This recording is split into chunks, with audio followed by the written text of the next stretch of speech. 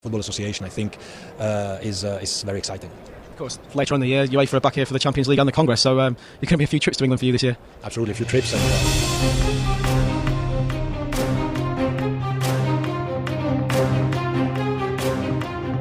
Yes, Alhamdulillah, mantap. Publik benar-benar dibuat girang. Di tengah padatnya agenda Timnas Indonesia Senior dan U23 pada bulan September, muncul lagi kabar mengejutkan. Banyak yang mengira Indonesia akan kesulitan dan menyerah. Namun, laporan PSSI akhirnya mendapat respon dari FIFA. Kabar mencuat bahwa Arab Saudi diduga menjadi aktor di balik pembatalan laga FIFA Matchday Kuwait versus Indonesia. FIFA pun dikabarkan menjatuhkan sanksi berat kepada Arab Saudi dan dampaknya Timnas Indonesia berpeluang besar lolos otomatis ke Piala Dunia. Inilah fakta yang sedang jadi sorotan. Mari kita bahas teman-teman. Tapi, Mimin minta tolong tonton video ini sampai selesai agar tidak ada kesalahpahaman yang terjadi. Dan tak bosan-bosan juga, tolong like dan share video ini ke media sosial kalian agar semua orang tahu apa yang sedang terjadi. Sementara itu, di sisi lain, laga Timnas Indonesia dan Timnas U23 tetap digelar meski ada aksi demonstrasi di Surabaya.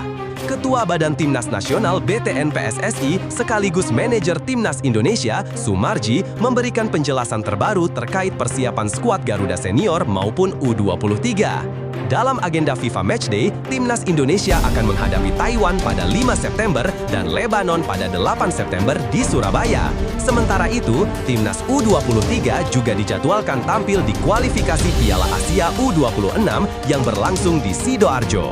Di sisi lain, situasi dalam negeri saat ini tengah memanas akibat gelombang aksi demonstrasi di sejumlah wilayah, termasuk Surabaya. Kondisi tersebut bahkan sempat membuat beberapa pertandingan Super League musim 2025-2026 ditunda demi alasan keamanan. Meski demikian, Sumarji memastikan bahwa seluruh agenda Timnas tetap berjalan sesuai rencana. PSSI bersama pihak terkait sudah mempertimbangkan faktor keamanan sebelum memutuskan pertandingan tetap digelar di Jawa Timur. Semua tetap sesuai jadwal, ujar Sumarji. Fokus utama saat ini adalah memastikan Timnas U23 bisa meraih tiket ke Piala Asia U23. Dalam babak grup, Garuda Muda akan berhadapan dengan Korea Selatan, Laos, dan Makau.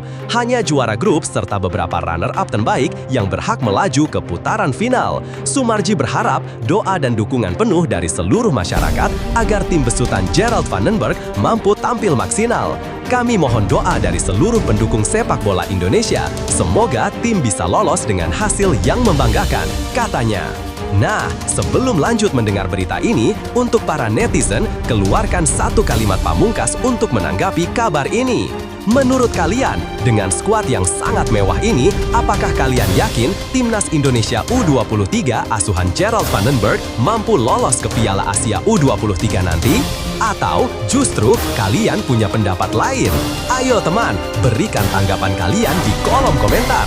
Bravo Timnas U23, bravo Gerald Vandenberg, bravo PSSI. Ayo Garuda, buktikan bahwa level kita sudah dunia. Buktikan bahwa kita adalah raksasa Asia. Tiket Piala Asia U23 harga mati.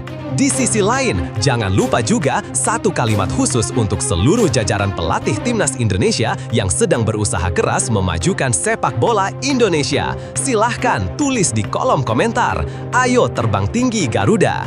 Mari kita lanjut teman-teman. Mengenai persiapan, ia menegaskan bahwa program latihan Timnas U23 berjalan lancar tanpa hambatan. Beberapa pemain bahkan sudah bergabung lebih cepat sebelum kompetisi Super League memasuki masa jeda. Menurutnya, hal itu menjadi modal berharga menghadapi lawan terberat di grup, yakni Korea Selatan. Sejauh ini semua berjalan baik. Harapan kami, persiapan ini bisa berbuah hasil sesuai target. Tutup Sumarji. Timnas Indonesia U23 diuntungkan jelang duel kontra Laos di kualifikasi Piala Asia U23 2026. Timnas Indonesia U23 sedang dalam kondisi penuh semangat jelang laga perdana grup J kualifikasi Piala Asia U23 2026. skuad asuhan Gerald Vandenberg akan menantang Laos U23 di Stadion Gelora Bung Tomo, GBT, Surabaya pada Rabu 3 September 2025 malam pukul 19.30 WIB. Sehari sebelumnya, pada Selasa 2 September 2025 malam, Garuda Muda sudah menggelar latihan resmi di GBT pukul 19.00 WIB. Latihan tersebut menjadi ajang pemantapan taktik sekaligus adaptasi terhadap kondisi lapangan yang akan dipakai untuk pertandingan. Keputusan ini jelas memberi keuntungan bagi Indonesia karena para pemain langsung merasakan atmosfer stadion yang sebenarnya, termasuk kualitas rumput, pencahayaan, serta kondisi cuaca. Banyak pemain Indonesia U23 yang juga tidak asing dengan Stadion Gelora Bung Tomo. Sebagian dari mereka pernah tampil di sana, baik bersama timnas kelompok umur sebelumnya maupun bersama klub. Bahkan dua pemain, Mikael Tata dan Tony Firmansyah, sudah terbiasa dengan stadion ini karena berstatus sebagai pemain Persebaya Surabaya. Pengalaman itu membuat keduanya sangat paham karakter lapangan sehingga bisa menjadi nilai plus saat menghadapi Laos. Berbeda dengan Indonesia, Laos U23 memilih berlatih di lapangan Tor, Surabaya pada jam yang sama. Walau sama-sama mempersiapkan diri, keputusan ini membuat mereka tidak mendapat kesempatan mencoba langsung arena pertandingan. Hal ini tentu bisa sedikit mengurangi tingkat adaptasi mereka saat laga berlangsung. Selain Indonesia dan Laos, dua tim lain di grup C juga melakukan persiapan. Korea Selatan U23 yang menjadi lawan berat di grup ini berlatih di lapangan Tor pada Selasa sore pukul 16.00 WIB. Sedangkan Macau U23 dijadwalkan berlatih di GBT pukul 16.30 WIB. Dengan demikian, keempat tim peserta grup C sudah mulai serius mempersiapkan diri menghadapi persaingan ketat untuk merebut tiket menuju putaran final. Sesuai regulasi, hanya juara grup yang otomatis lolos ke Piala Asia U23 2026. Sementara tim yang finish sebagai runner-up masih harus bersaing dengan 10 runner-up dari grup lain untuk memperebutkan slot 10 terbaik. Dengan sistem ini, peluang lolos Indonesia akan lebih besar jika mampu meraih kemenangan di laga pertama melawan Laos. Pertandingan pembuka selalu menjadi momen penting untuk menentukan arah perjalanan tim di sebuah turnamen. Jika berhasil meraih kemenangan, kepercayaan diri skuad Garuda Muda akan meningkat sebelum menghadapi lawan yang lebih berat seperti Korea Selatan dan Macau. Publik sepak bola Indonesia tentu berharap Rafael Struijk dan rekan-rekannya bisa tampil penuh semangat, memanfaatkan dukungan supporter yang dipastikan memenuhi Stadion Gelora Bung Tomo. Kehadiran ribuan penonton akan menambah motivasi para pemain untuk menunjukkan permainan terbaik. Laga Indonesia U23 kontra Laos U23 dapat disaksikan secara langsung melalui Indosiar pada Rabu 3 September 2025 pukul 19.30 WIB. Pertandingan ini diprediksi akan berlangsung seru sekaligus menjadi ajang pembuktian sejauh mana persiapan Garuda Muda menghadapi ajang bergengsi tingkat Asia. Alasan Taiwan tak turunkan skuad utama saat hadapi timnas Indonesia di FIFA Matchday September 2025. Timnas Taiwan dipastikan tidak datang dengan kekuatan terbaik ketika menghadapi timnas Indonesia dalam laga FIFA Matchday yang akan digelar di Stadion Gelora Bung Tomo, Surabaya pada Jumat 5 September 2025. Beberapa pemain pilar yang biasanya menjadi andalan tidak diikut sertakan. Nama-nama seperti Kang Tae-won yang bermain di Korea Selatan, Yu Yao-sing yang berkarir di Liga Tiongkok, hingga Kapten Chen Po Liang juga tidak masuk daftar skuad. Keputusan mengejutkan ini ternyata bukan tanpa alasan. Pelatih kepala Huang Zheming sengaja melakukan rotasi besar-besaran untuk memberikan kesempatan kepada para pemain muda. Fokus utama mereka bukanlah laga uji coba melawan Indonesia, melainkan persiapan menghadapi Thailand pada lanjutan kualifikasi Piala Asia 2027 bulan Oktober mendatang. Karena itu, mayoritas pemain yang dibawa merupakan penggawa dari Liga Domestik Taiwan yang usianya relatif lebih muda.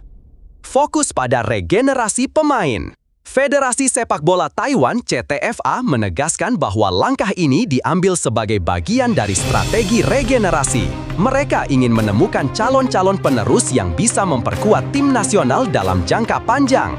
CTFA bahkan menulis secara terbuka bahwa skuad kali ini memang didominasi pemain yang masih berusia di bawah 30 tahun dan aktif di liga lokal. Dengan cara itu, mereka berharap bisa menyiapkan tulang punggung baru bagi tim di masa depan. Awalnya enggan jalani uji coba. Menariknya, Taiwan sebenarnya tidak berencana menggelar pertandingan uji coba pada bulan September. Rencana awal mereka hanyalah melakukan pemusatan latihan internal sebagai persiapan menuju laga krusial melawan Thailand. Namun, situasi berubah setelah Kuwait memutuskan mundur dari agenda FIFA Matchday. PSSI yang saat itu mencari lawan pengganti langsung menghubungi CTFA. Setelah melakukan diskusi internal, pihak Taiwan akhirnya menerima tawaran tersebut. Mereka menilai menghadapi Indonesia bisa memberikan pengalaman berbeda yang bermanfaat meski dengan skuad yang sebagian besar diisi pemain baru. CTFA akui kekuatan timnas Indonesia. CTFA juga tidak menutup mata terhadap perkembangan pesat timnas Indonesia dalam beberapa tahun terakhir. Mereka mengakui bahwa kebijakan PSSI menggunakan pemain keturunan yang berkarier di Eropa telah memberikan dampak signifikan. Kualitas permainan skuad Garuda semakin meningkat, ditambah lagi dengan mental bertanding yang jauh lebih matang karena banyak pemain yang terbiasa tampil di liga dengan intensitas tinggi. Bagi Taiwan, bertanding melawan Indonesia justru menjadi ujian yang berharga bagi para pemain muda mereka. CTFA menegaskan bahwa hasil akhir bukanlah prioritas utama. Yang lebih penting adalah bagaimana pemain lokal Taiwan bisa belajar dari atmosfer laga internasional yang menantang. Laga penting bagi kedua tim. Bagi Indonesia, pertandingan ini tentu lebih dari sekedar uji coba. Skuad Garuda masih berjuang menjaga konsistensi performa untuk memastikan langkah ke Piala Dunia 2026. Karena itu, meski Taiwan tidak menurunkan skuad terbaik, Indonesia tetap harus waspada agar tidak terpeleset menghadapi lawan yang berpotensi tampil lepas tanpa tekanan. Sementara itu, bagi Taiwan, pertandingan ini bisa menjadi semacam laboratorium untuk melihat sejauh mana potensi generasi baru mereka mampu bersaing. Dengan lawan yang lebih tangguh seperti Indonesia, para pemain muda Taiwan akan dipaksa bermain maksimal, sesuatu yang sulit didapat hanya dari pemusatan latihan internal. Keputusan Taiwan memang menimbulkan pro dan kontra di kalangan pendukung mereka. Ada yang menilai langkah ini tepat karena berfokus pada masa depan, tetapi ada juga yang beranggapan bahwa menghadapi Indonesia seharusnya menjadi ajang uji coba skuad utama. Apapun itu, pertandingan di Surabaya nanti jelas akan menarik perhatian, terutama karena akan mempertemukan dua tim dengan tujuan berbeda, namun sama-sama ingin berkembang. Miliano Jonathans siap resmi jadi WNI, ambil sumpah di Jakarta besok. Proses naturalisasi Miliano Jonathans segera mencapai puncaknya. Pemain muda berbakat milik FC Utrecht itu dijadwalkan akan mengambil sumpah sebagai warga negara Indonesia WNI pada Rabu 3 September 2025. Acara ini akan berlangsung di Geraha Pengayoman Kementerian Hukum dan HAM, Kuningan, Jakarta Selatan, tepat pukul 12 WIB. Informasi tersebut dikonfirmasi langsung oleh pihak Kemenkumham. Menteri Hukum Supratman Andi Aktas direncanakan memimpin pengucapan sumpah, sementara Ketua Umum PSSI Erick Thohir dijadwalkan turut hadir menyaksikan prosesi tersebut. Momen ini akan menjadi langkah penting dalam perjalanan karir Miliano sebagai pemain profesional sekaligus simbol pengabdiannya untuk Indonesia. Masih tunggu perpindahan federasi. Meski setelah prosesi sumpah Miliano resmi berstatus WNI, ia belum langsung bisa diturunkan bersama timnas Indonesia. Hal ini karena proses administrasi belum sepenuhnya selesai. Sang striker masih harus menjalani perpindahan federasi dari KNVB, Federasi Sepak Bola Belanda, ke PSSI. Prosedur ini merupakan aturan FIFA agar pemain yang sebelumnya memiliki kewarganegaraan lain bisa sah membela negara baru. Jika perpindahan federasi rampung, Miliano dapat segera mengenakan seragam Garuda dalam laga internasional. Dengan postur dan kualitasnya sebagai penyerang, kehadiran pemain berusia 21 tahun itu diharapkan bisa menjadi amunisi baru untuk meningkatkan daya dobrak timnas Indonesia. Dibutuhkan di FIFA Matchday September. Timnas Indonesia dijadwalkan melakoni 2 pertandingan uji coba FIFA Matchday pada September 2025, menghadapi Taiwan pada 5 September dan Lebanon pada 8 September. Kedua laga ini akan digelar di Stadion Gelora Bung Tomo, Surabaya dan dipandang sangat penting sebagai persiapan menuju babak keempat kualifikasi Piala Dunia 2026. Skuad Garuda harus tampil maksimal karena di fase kualifikasi berikutnya mereka berada di grup berat bersama Arab Saudi dan Irak. Jika Miliano bisa segera menyelesaikan semua syarat administratif, maka ia berpeluang debut bersama timnas dalam laga penting tersebut. Melanjutkan jejak Mauro Zylstra. Sebelumnya, naturalisasi pemain keturunan sudah lebih dulu diwujudkan melalui Mauro Zylstra.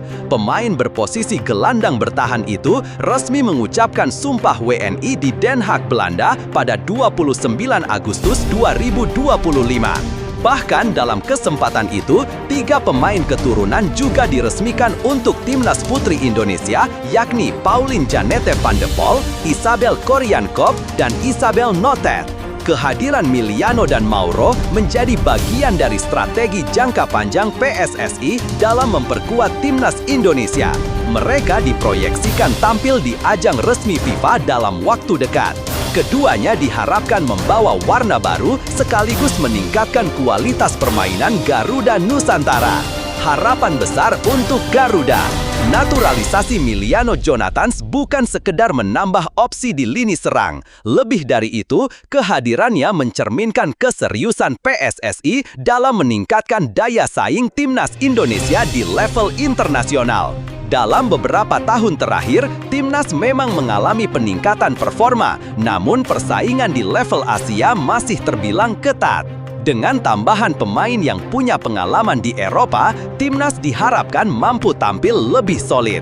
Apalagi Miliano masih muda dan punya karir panjang di depannya, sehingga ia bisa menjadi aset penting bagi masa depan sepak bola Indonesia. Calvin Verdong resmi berseragam LOS Jilil, dikontrak hingga 2028. Pemain timnas Indonesia, Calvin Verdong, akhirnya resmi bergabung dengan klub asal Prancis, LOS Jilil. Kabar ini diumumkan langsung melalui akun resmi media sosial klub pada Senin malam 1 September 2025, waktu Prancis. Dalam video perkenalan yang diunggah Lille, Verdong digambarkan sebagai bagian penting dari tembok kokoh, simbol kekuatan serta soliditas klub berjuluk Les Dogs tersebut. Mereka juga mengajak para pendukung untuk menyambut hangat kedatangan bek kiri berusia 28 tahun itu. Verdong menandatangani kontrak berdurasi 3 tahun hingga 30 Juni 2028. Lille merekrutnya dari NEC Nijmegen dengan nilai transfer sekitar 3 juta euro atau setara 57 miliar rupiah. Dengan kepindahan ini, Verdong menjadi pemain timnas Indonesia pertama yang akan tampil di kompetisi kasta tertinggi Liga Prancis. Menariknya, ia kini akan berbagi ruang ganti dengan bintang-bintang dunia, salah satunya Olivier Giroud. Namun, persaingan di sektor bek kiri tidak akan mudah. Verdong akan bersaing dengan Romain Perrault, pemain asal Prancis yang baru direkrut dari Real Betis pada bursa transfer musim panas ini dan sudah mencatatkan kontribusi gol serta assist di Liga 1 2025 sampai 2026. Saat ini, Lille berada di posisi ketiga klasemen sementara Liga Prancis dengan 7 poin dari 3 laga, hanya terpaut 2 angka dari pemuncak klasemen Paris Saint-Germain. Kehadiran Verdong tentu diharapkan bisa memperkuat lini pertahanan Lille, sekaligus membuka jalan lebih banyak pemain Indonesia untuk menembus pentas sepak bola Eropa. Kronologi gagalnya transfer Mads Hilgers ke Stade Brest, klub peserta Liga Champions 2024-2025. Kabar mengejutkan datang dari dunia sepak bola Eropa yang melibatkan salah satu pemain timnas Indonesia, Mads Hilgers. Bek yang kini berusia 24 tahun itu batal bergabung dengan Stade Brest, klub asal Prancis yang musim lalu berhasil tampil di ajang Liga Champions. Padahal, rumor kepindahan Hilgers ke Brest sempat membuat publik Indonesia antusias, mengingat hal ini bisa menjadi lompatan besar dalam karirnya. Awal kesepakatan antara Twente dan Brest. Menurut laporan media Belanda De Telegraaf, FC Twente dan Stade Brest sudah mencapai kesepakatan pada akhir bursa transfer musim panas 2025. Skema yang disetujui adalah peminjaman selama 1 musim dengan opsi pembelian permanen. Demi melancarkan transfer tersebut, Hilgers bahkan bersedia memperpanjang kontraknya bersama Twente selama 1 tahun. Kesepakatan itu dianggap sebagai langkah realistis. Brest bisa menilai kualitas Hilgers terlebih dahulu selama semusim, sementara Twente tidak kehilangan asetnya begitu saja. Bagi Hilgers sendiri, ini merupakan kesempatan untuk mencicipi persaingan di Liga 1 dan tampil di level lebih tinggi. Kendala administrasi dan tes medis. Meski kedua klub sudah bersepakat, masalah muncul di tahap akhir. Dokumen transfer sebenarnya selesai tepat waktu, tetapi tes medis yang diwajibkan Federasi Sepak Bola Prancis tidak bisa dijalani secara lengkap. Waktu yang tersisa sebelum penutupan bursa transfer terlalu singkat, sehingga proses tidak dapat diselesaikan. Bursa transfer di Prancis resmi ditutup pada Senin 1 September 2025 pukul 20 waktu setempat atau Selasa dini hari WIB. Karena keterlambatan ini, Brest gagal mendaftarkan Hilgers sebagai pemain baru dan kepindahan tersebut otomatis batal. Perbandingan dengan transfer Calvin Verdong. Situasi Hilgers semakin disorot karena pada hari yang sama, rekan setimnya di Timnas Indonesia, Calvin Verdong, justru sukses pindah ke klub Prancis lainnya, LOSC Lille. Verdong ditebus dari NEC Nijmegen dengan biaya transfer 3 juta euro dan menandatangani kontrak berdurasi 3 tahun. Ia pun akan bermain bersama sejumlah nama besar termasuk Olivier Giroud. Keberhasilan Verdong membuat publik semakin penasaran dengan nasib Hilgers. Banyak yang menilai bahwa andai tes medis bisa diselesaikan tepat waktu, Hilgers sudah pasti menjadi pemain Indonesia berikutnya yang merumput di Liga 1. Masa depan Hilgers masih menggantung. Kini, masa depan Hilgers masih belum jelas. Bursa transfer di Belanda masih terbuka hingga 2 September malam waktu setempat, sehingga ia masih berpeluang bergabung dengan klub Eredivisie lainnya. Selain itu, bursa transfer Belgia juga baru akan ditutup seminggu ke depan. Jika ada tawaran dari klub besar Belgia, Hilgers berpotensi mengikuti jejak 2 kompatriotnya, Ragnar Oratmangoen dan Joey Pelupese yang berlebih dulu merumput di sana. Namun, bila tetap bertahan di FC Twente, Hilgers menghadapi tantangan baru. Klub asal Enschede itu sudah mendatangkan 2 bek tambahan, Robin Proper dan Staff Lemkin, yang bisa mengurangi peluang Hilgers untuk tampil reguler. Situasi ini membuat karirnya bisa terhambat jika ia tidak segera mendapatkan kepastian soal masa depannya. Kasus batalnya transfer ini menunjukkan betapa pentingnya detail administrasi dalam sepak bola modern.